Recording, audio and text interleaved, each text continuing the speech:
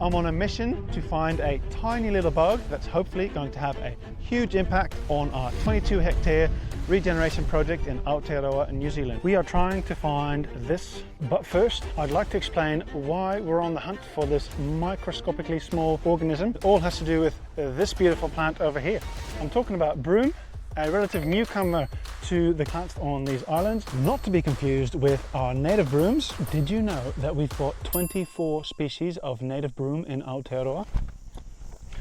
Of those 24 species, 23 of them are endemic to New Zealand, which basically means that they are found nowhere else in the whole wide world but here. Yet the very sad thing is, of our 24 native species, at least 15 of them are at risk of extinction. So that's 60% of all our native brooms. We risk losing them, and once we've lost them, the whole world loses them and we'll never be able to get them back. Like any other plant, they serve important functions within their respective ecosystems. There's insects, birds, fungi, who knows what other living beings that co-evolved with them and are dependent on their survival. If we lose these plants, who knows who else we might lose. And more importantly, in my opinion, these are just such funky yet beautiful plants. Let me introduce you to a few of them.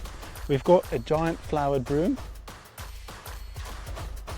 We've got the weeping broom. We've also got a pink broom, a dwarf broom, the Canterbury pink broom, a Cromwell broom, and the list goes on. And yet the one single plant that I actually want to talk about is the non-native broom, or the Scotch broom. It was brought along with the Europeans when they arrived here. It is a member of the legume family, so it's a nitrogen fixing plant. It also likes exposed and disturbed soils, and hence we've got plenty of it on our little land. It's one of the pioneer species that readily and quickly stabilize and capture the opportunity of a bare and exposed soil. Sadly, broom doesn't always like sharing its space. On this slope you can see mostly dominated by broom.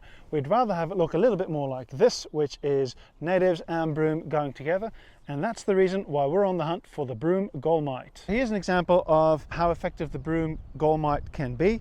There's a lot of dead branches, and then there's still a little bit of life left on the broom, but you can see heaps of the Gall Mite nodules. The plant is struggling. There's not a lot of new growth. On the new growth, there's a bit of yellowing and the branches very stunted. That's what the Broom Gall Mite does. It's going to suck the sap to such an extent that the branches either die off or the plant dies off completely. All that's left to do now is cut off some branches, put them in the bag and take them back home.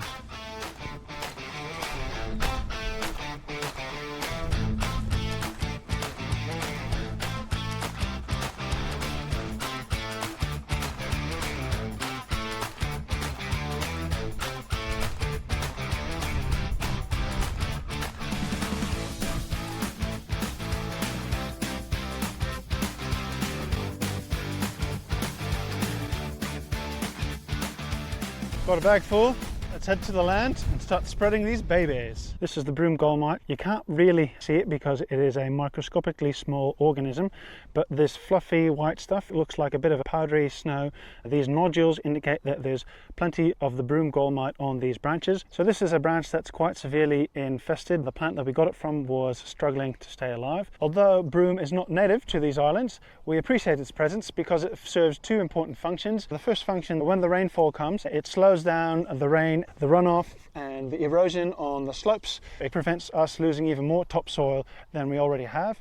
And then secondly, over the long term, it's going to help build the conditions for a new forest to regenerate and thrive in this location. It's very difficult for a forest to establish on bare soil or in a grassy paddock, for example. It has to do with the soil conditions and the conditions needed for a forest. I'm now going to introduce the infested branches of the broom and tie them on to the broom. I'm going to use some young broom leaves to tie the broom to the broom. Very effective.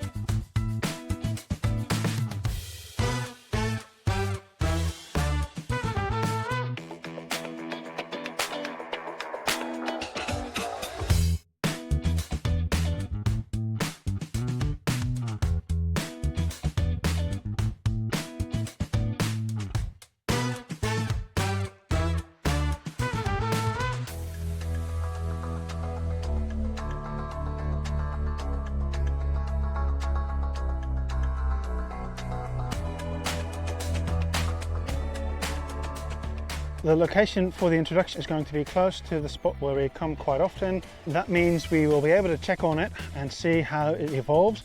We'll observe closely and see whether the gall mite actually jumps from the branches that we introduced to the broom that is here already.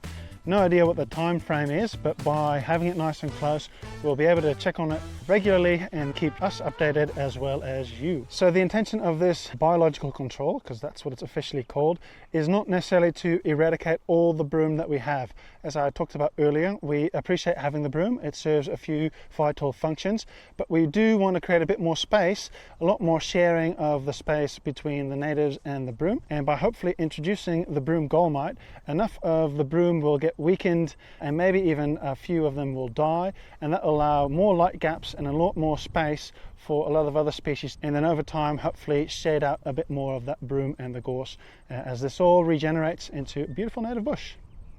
Today I'm going to stand here, talk to the camera, talk about the broom, talk about the gall mite, and have a great time.